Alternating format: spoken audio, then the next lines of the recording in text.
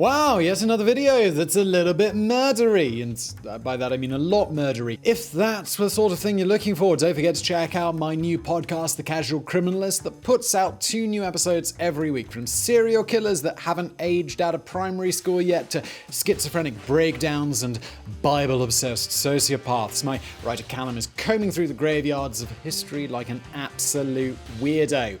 And it's all in the name of giving you some more sweet, sweet content. So if you're looking for a good true crime podcast that's casually done, why not give The Casual Criminalist a try? There are links in the description below, and let's get into today's video.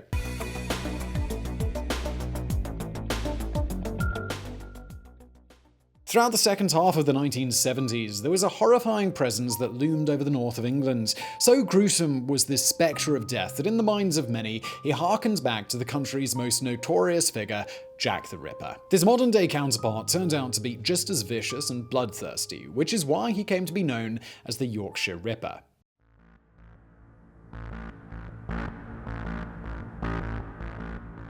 The world at large was first introduced to the Ripper on the 30th of October 1975, when the body of 28-year-old Scottish mother of 4 Wilma McCann was found near her home in the suburb of Scott Hall in Leeds, Yorkshire County, in the north of England. She had been hit in the head with a hammer and stabbed 15 times in her stomach, chest, and neck. Due to the viciousness of this crime, over 100 police officers were assigned to catch the killer. But from the very beginning, they showed prejudice that ended up prolonging the investigation and causing yet more murders. Wilma McCann was not exactly a stay-at-home mum. She was separated from her husband and would sometimes go out partying, leaving her children in the care of her eldest daughter. Since it was too early to know that her death was the work of a serial killer, police looked into her private life, thinking that the culprit may have been someone who knew her personally. They initially described her as having several boyfriends, and from there, rumors appeared that this was simply a euphemism for prostitution. The gossip was repeated by the media, and the police never really bothered to correct them, so soon enough it became accepted as fact that Wilma McCann had been a prostitute,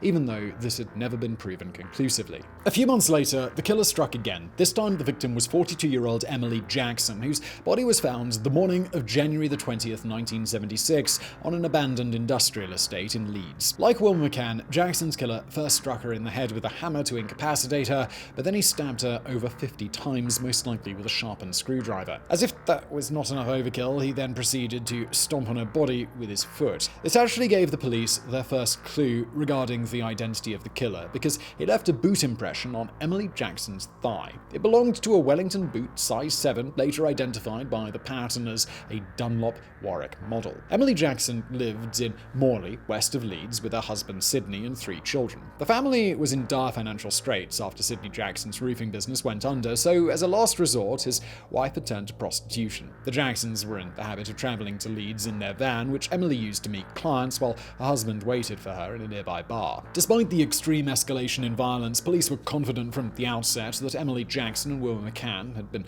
murdered by the same man. However, they also became convinced that the culprit was motivated by a hatred of prostitutes. This, plus the ferocity of the crimes, immediately drew comparisons to the country's most infamous killer, Jack the Ripper. Soon enough, the media had the perfect name for this new predator, the Yorkshire Ripper.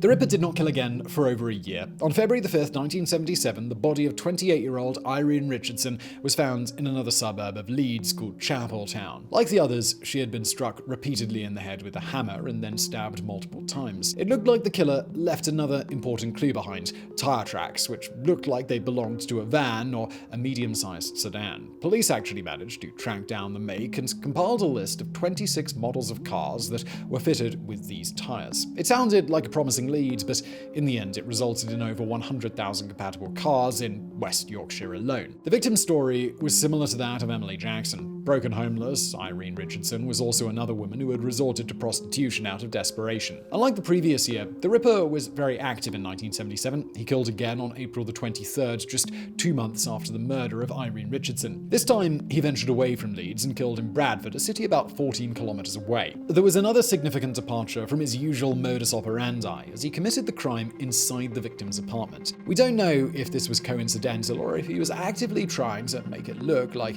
the work of another killer, but it was not enough to fool the authorities. Not only was the killing method the same, but again, he left a size 7 Wellington boot print at the scene. The victim was another call girl called Patricia Atkinson, who usually went by Tina and would regularly visit pubs to pick up clients and take them to her apartment. This further reinforced the police's theory that the killer was acting out of a hatred for prostitutes, a theory that they would refuse to dismiss even when presented with clear evidence that pointed to the contrary. That evidence came 2 months later, on June 26, 1977. 16-year-old Jayne MacDonald was returning to her home in Chapeltown after a night of dancing with her friends. It was late at night and Jayne had missed the last bus and could not find a taxi, so she had to walk back. She was attacked by the Ripper, and her body was dumped in a playground where she was discovered by some children the next morning. Her injuries made it clear that Jayne had been killed by the same man who killed all the other women. However, both the police and the media treated her very differently. In their eyes, Jayne MacDonald was not like the others. Words like innocent and respectable were used whenever describing her, which of course heavily implied that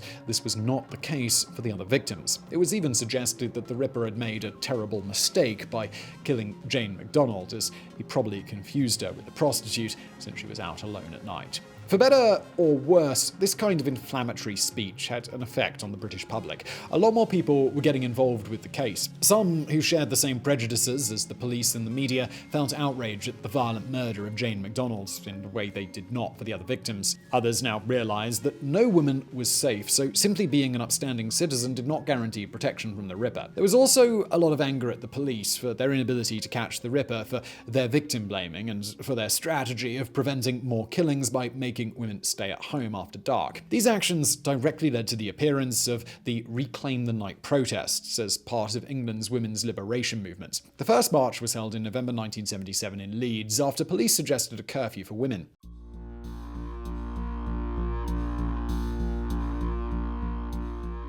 The Ripper's next attack occurred in July of the same year, but there was something different about this one.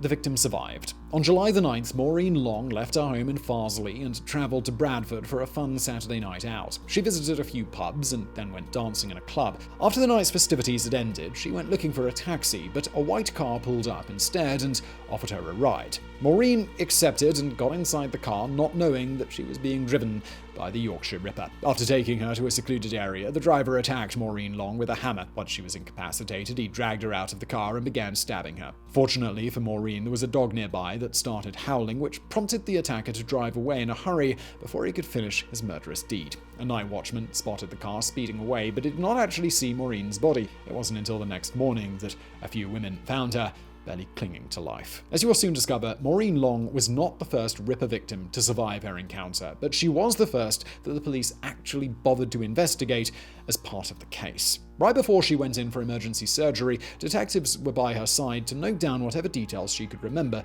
about her attacker. She managed to provide a decent description. White guy, in his mid-30s, large build with light brown hair. It was a lot more than they had before, and it got even better when the night watchman identified the car as a Ford Cortina Mark II. That was the same model often used by taxi drivers. Even before this revelation, investigators had toyed with the idea that the killer might drive a taxi. It gave him a good reason to be out alone at night. It also meant that he had a good knowledge of the area and would know where to find prostitutes and where to take them. Based on this new information, the police began looking into taxi drivers more aggressively, and they even found a good suspect. His name was Terry Hawkshaw. He fit the description. He lived with his mother, close to where the murders occurred, and he had poor alibis for the nights when they happened. Detectives started surveilling him 24/7 and even served a warrant to search his home. Of course, in hindsight, we know they didn't find anything because Hawkshaw was innocent. Meanwhile, the real killer was still prowling the streets unimpeded in a car that was not a Ford Cortina Mark II. It was actually a Ford Corsair. All that effort had been wasted because the night watchman had made a mistake when he ID'd the vehicle. The Ripper's last murder of 1977 occurred on October the 1st, when he ventured farther off the beaten path and travelled to Manchester, where he picked up a working girl named Jean Jordan, a 20-year-old Scottish runaway who resorted to prostitution to feed her family. He drove to a secluded vacant lot between allotments and killed her by smashing her head repeatedly with a hammer. The Ripper then went home, but soon realised he'd made a mistake. He had paid Jordan with a brand new £5 bill, which could have been traced back to him. The The killer hesitated to go back to retrieve the note, fearing that the police would be around. However, when an entire week had passed without any mention of the Ripper's latest victim in the newspapers, he concluded that the body had not yet been found and it was safe for him to return. He was right. Jean Jordan's lifeless figure was still where he'd left it, but he could not find her purse. Filled with rage, the Ripper took out the knife and unleashed his anger on the victim once more, mutilating her already decaying body with vicious swipes. Afterwards, he gave up on the bill and went home. The body was discovered a day later, as this time the Ripper left it in a more obvious place. It was actually found by a then 23-year-old dairy worker named Bruce Jones, who went on to become a soap actor most famous for his role on Coronation Street. In later interviews, the actor admitted that he was investigated as a possible suspect in the killings following their discovery. The police also found the purse with the £5 bill and were able to trace it to the Shipley branch of the Midland Bank. It had been dispersed as part of payroll, but there were 34 possible firms to investigate. Police interviewed around 5,000 workers, but nobody stood out. Among them was one Peter Sutcliffe, who was questioned twice by detectives, but managed to ease their suspicions by providing an alibi. The Yorkshire Ripper evaded the law once more. The killer ended the year with another attack where the victim survived. On December the 14th, he picked up Marilyn Moore in Leeds and took her to an empty lot. He began his attack, as always, with a vicious hammer blow to the head, but it was a dog who saved the day again by barking loudly and prompting the Ripper to leave the scene. A couple found Moore and called an ambulance. She lived through her ordeal and even provided police with a sketch of her attacker, who introduced himself as Dave, but there was still no luck in catching him. The Yorkshire Ripper entered the new year still a free man.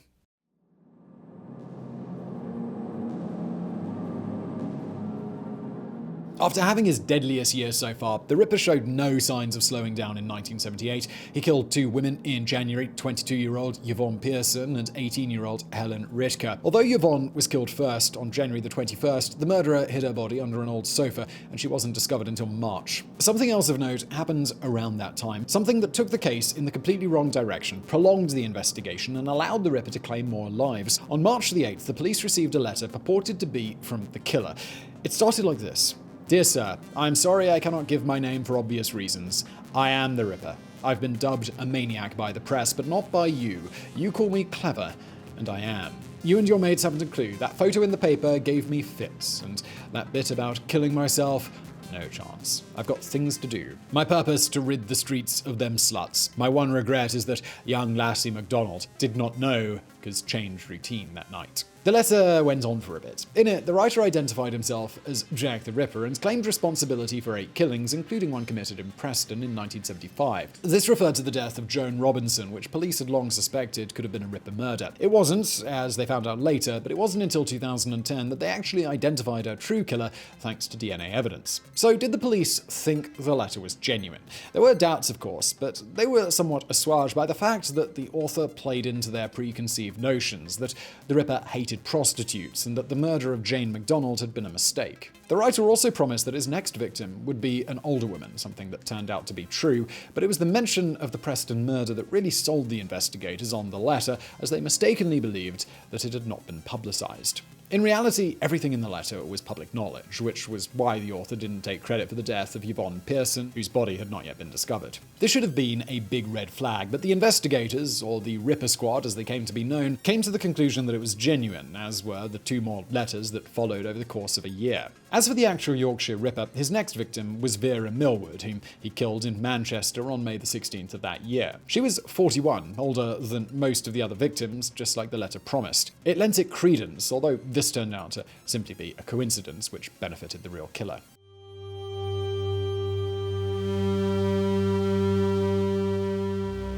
After Vera Millward's death, the Ripper waited for almost an entire year before striking again. But eventually, he did strike again, on April the 4th, 1979, when he attacked 19-year-old Josephine Whitaker on her way to her grandparents' house in Halifax. On her body, the pathologists found traces from a mineral oil used in engineering shops, which was the same kind of oil found on the envelopes that the letters came in. This was a massive red herring, but the police fell for it hook, line, and sinker. As they were now convinced that the letters were genuine, they had a new lead to pursue, as the envelopes had had all been mailed in Sunderland. So a quick English geography lesson here, as it will soon become very, very relevant. The city of Sunderland is located further up north than Yorkshire, where the murders took place. This is an area known simply as the northeast of England. The people there are usually called Geordies, and they have a very distinct dialect. Police hoped that Geordies in Yorkshire would stand out since their accents were quite different, so they went public with this information. Then in June 1979, something new happened. The writer was not content with letters anymore, so he sent in a tape. On it, in a thick Geordie accent, he said, "I'm Jack.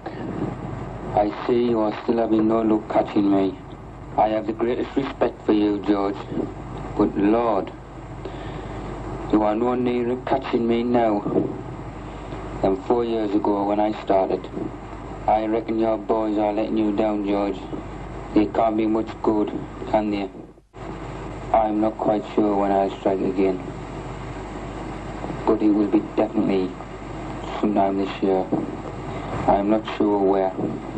Maybe Manchester. I like it there. There's plenty of them knocking about. They never learn, do they, George?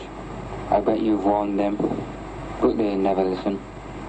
The tape then ended with a short clip from the song "Thank You for Being a Friend" by Andrew Gold. The George mentioned on the tape was Officer George Oldfield, the man in charge of the Ripper Squad at the time.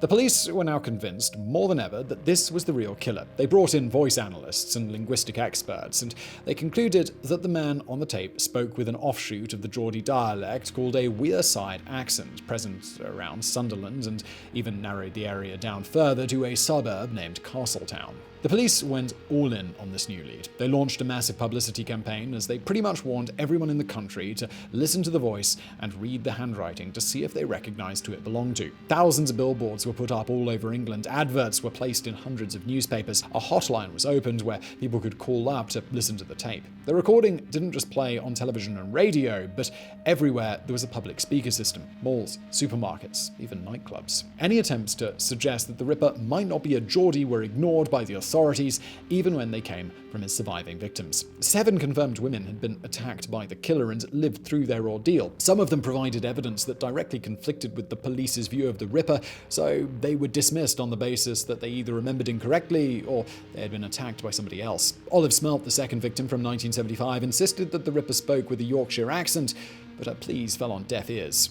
We cannot say with certainty that the Ripper would have been caught sooner if the police weren't busy looking for a Geordie, but we do know that he was able to kill 3 more women after the Ripper Squad launched their failed publicity campaign. First was 20-year-old Barbara Leach. She was killed on the 1st of September 1979, just a few months after the police received the tape. The following year, the Ripper attacked 4 more women, killing 2 of them, Marguerite Walls and Jacqueline Hill. None of his victims were prostitutes. Walls was a civil servant, while Leach and Hill were students. However, the police refused to change their view of their target or their strategy to catch him. When the Ripper was finally apprehended in early 1981, it was a combination of dumb luck and a lack of prejudice that finally did him in. For the first time, the killer went to Sheffield in South Yorkshire looking for a victim. Ironically, he did this because he thought it would be safer, but it was what led to his capture because the police there didn't immediately dismiss a suspect because he didn't have a Geordie accent. He picked up a 24-year-old working girl called Olivia Rivers and was on his way to a remote area when he was pulled over by the cops and then arrested once it was revealed that his car had false number plates. Before being taken in, he managed to discard his weapons by pretending that he was going to pee. At the station, suspicions were starting to grow. The man had the right shoe size, he had the right blood type, he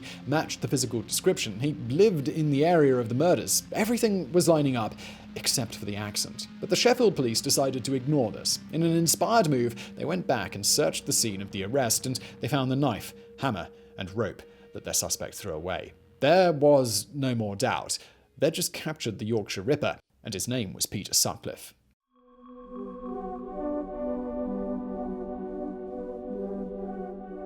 So who was the man who had terrorised the north of England for 5 years and murdered 13 women? He was born Peter William Sutcliffe on June 2nd, 1946 in Bingley, a market town in West Yorkshire, the oldest son of John Sutcliffe and Kathleen Coonan. He dropped out of school when he was 15 and started working various odd jobs, including as a grave digger and as an undertaker's assistant. Eventually, he trained to transport heavy goods and became a lorry driver for a company in Bradford. He married his longtime girlfriend Sonia Surma in 1974 and began his killing spree soon after. Once the world knew who Peter Sutcliffe was, there was even more outrage at the incompetence displayed by the police. They'd interviewed him 9 times prior to his arrest. He was one of the workers paid with the money that included the bill found on Jean Jordan's body. He matched the physical description provided by the surviving victims. He had been spotted around the red light district of Leeds dozens of times. One of his friends, named Trevor Birdsall, even came forward and told the police they suspected Sutcliffe of being the Ripper. All of this was ignored because Peter Sutcliffe spoke with a Yorkshire accent,